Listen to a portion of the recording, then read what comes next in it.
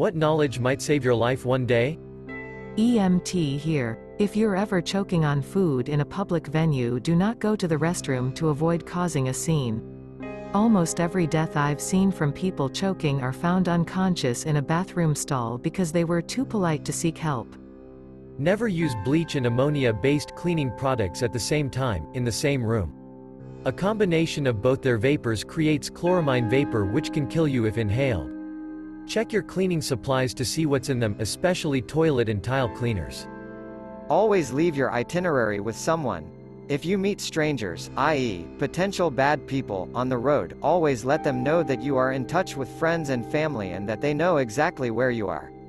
You become less attractive as a victim. Edit, always let strangers know that you have a destination and are expected at a particular time, too. If you are ever bitten by a bat, raccoon, fox, or skunk, go directly to the hospital. There is no cure for rabies once it is fully onset. If you're a pedestrian and crossing a street, if you can see the sun's reflection on the windshield of a car, there's a good chance the driver cannot see you. If your plane ever lands on the sea, ocean, huge body of water and there is a single cloud on the sky, swim that way.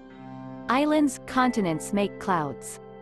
A friend who grew up in a rough neighborhood taught me this one: if you're on a bus and robbers get on, you have a chance of not having your stuff taken or being bothered at all if you pretend to be asleep.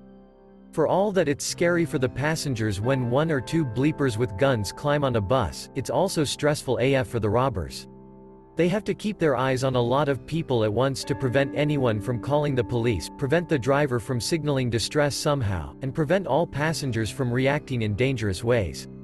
If you're asleep, that's one person less for a robber to manage, so they may not bother to wake you up and have another wildcard to deal with just to get your phone and wallet.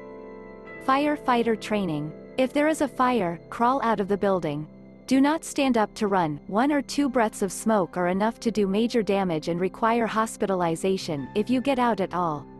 It may be warm where you are crawling, but standing up can cook your skin and your lungs. The smoke at eye level can be more than 600 degrees Celsius, 1,200 degrees Fahrenheit. If you can't see and don't know the room layout, crawl with your feet, legs in front of you, sliding on your ass. Do not crawl face first, or you may take a dive down a staircase in the confusion. If you call 911, always say where the problem is first, followed by the problem. If you happen to get cut off before you can say what the problem is, at least the dispatcher has a location to send an officer to check it out and advise if more police or fire is needed. Example: Operator, 911, where is your emergency? You, help, I am being stabbed, disconnect. Versus, Operator, 911, where is your emergency? You, 742 Evergreen Terrace, help, I am disconnect. Location, location, location. If you've been buried alive in a standard coffin, stay calm. If you are alive, you haven't been buried that long. Also, the dirt above you hasn't set yet. Most coffins are not built to last once buried and as a result have weak siding. So here is what you do. Pull your shirt over your head. You don't want to be swallowing dirt. Position yourself so you are as sideways in the coffin as possible with hands and feet pushing on the long sides. Push. You should be able to blow out one of the walls. Start crawling up. Do not panic. You may not find a grip immediately. Keep going until you make it out. If you fall into cold open water, resist the urge to swim and try to float until the onset of panic subsides. Once you have your breathing under control, you can then start to swim to safety. By doing this, you will not hyperventilate and avoid potentially drowning. If you ever are kayaking and become pinned upside down, swim down deeper into the water to escape the kayak. You may not be able to flip it over. When you're staying in a hotel, take the time to read the diagram on the back of the door showing where the emergency escape route is. Take your room key with you if you leave the room in an emergency, as you might need to get back.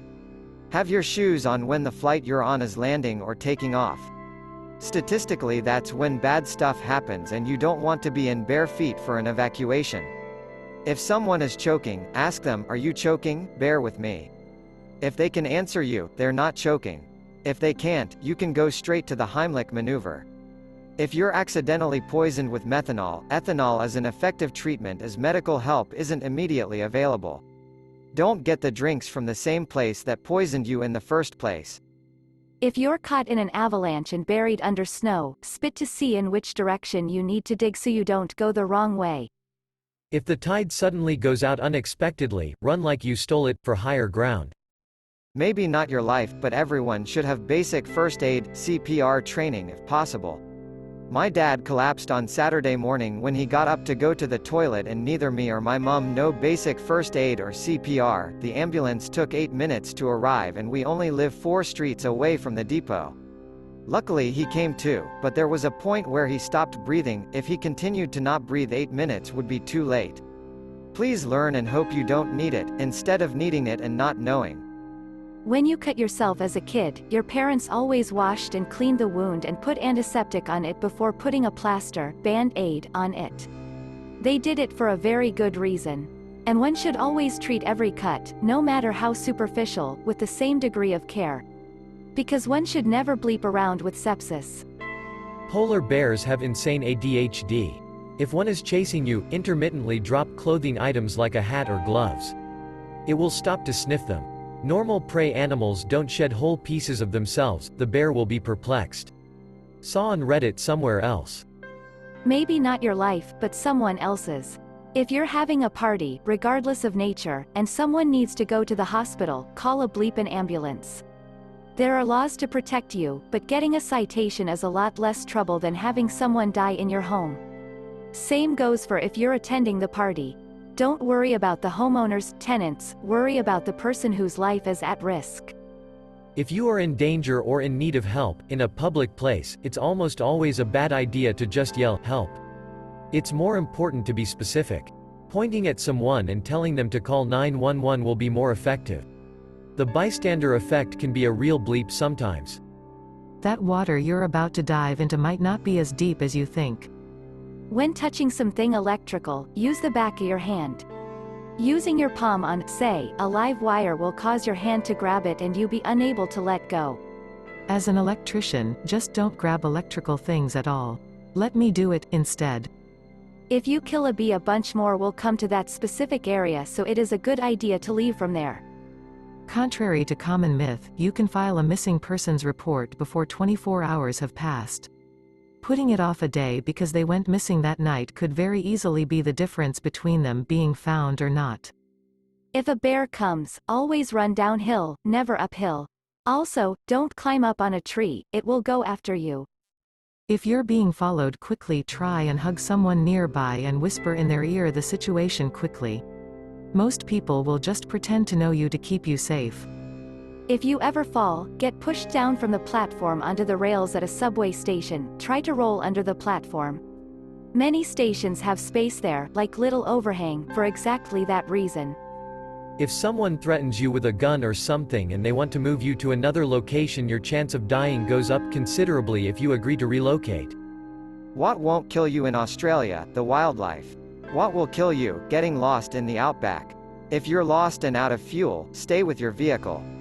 Move as little as possible during the day and stay in the shade.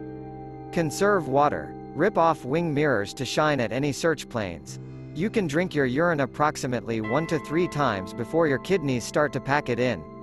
This is absolute last resort. If your car is going underwater, an electronic roll-down button will work regardless of the water pressure outside the car, but a manual handle is much more difficult. You also won't be able to open the door. It's better to have something in the glove box, like an ice scraper, to break the glass with. Mythbusters did a whole thing on it. Don't answer that text if you are driving. I read this possibly on another thread or even on this one. If you smell something close to fish or even urine, it's possible you may have an electrical fire. Electrical fires tend to smell like fish and, when exposed to high heat, urine. Or maybe your cat had a snack and decided to pee on the carpet. And if you smell rotten eggs, it's natural gas. Get out immediately and call 911. If someone just randomly hugs you, hold on to your wallet, purse, phone. People like to use it as a method to distract you. If a rhino is running towards you, wait until the last second, then step out of the way. Rhinos cannot make sudden turns and will give you a couple seconds head start to run in the other direction. Repeat as necessary. If you're in a restaurant and shit goes down, most people run for the door they came in from. If the normal exit doors are too far crowded, you have a better chance running into the kitchen. Restaurants always have an exterior door through the kitchen, and nobody else is gonna run that way. If you are in the wild and stumble upon a big heap of food and drink, don't consume it in one go very quickly because it could seriously shock your inside.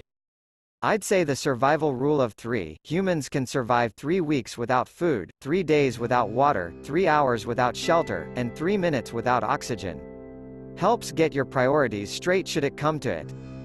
If you notice a lack of small creatures or woodlands animals nearby, most fear human interaction, but you'll know they're there.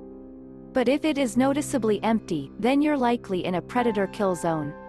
Similarly, if you see a lot of vultures circling, it can mean dead animal, or predator animal cache.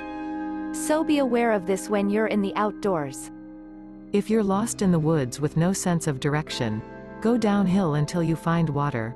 Follow the water until you find a road. Follow the road until you find civilization.